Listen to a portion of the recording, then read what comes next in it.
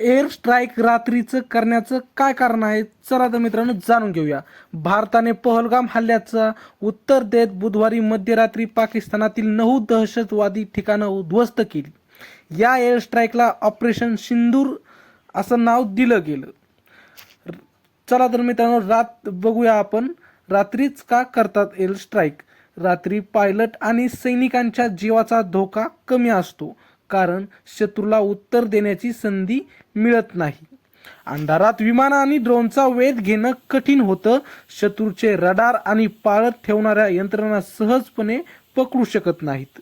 रात्री हल्ला केल्याने शत्रू सतर्क नसतो, त्यामुळे त्यांच्यावर प्रभावीपणे हल्ला करता येतो. तसेच विमान पकडणं कठीण होतं.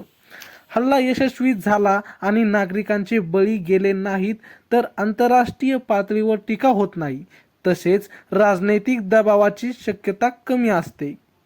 रात्री शत्रू तयार नसल्याने प्रत्युत्तर देणं कठीण असतं. अंधारात कारवाई करणे आव्हानात्मक असतं. रात्रीच्या वेळी आधुनिक लढाऊ विमाने, नाईट व्हिजन, अचूक GPS मार्गदर्शित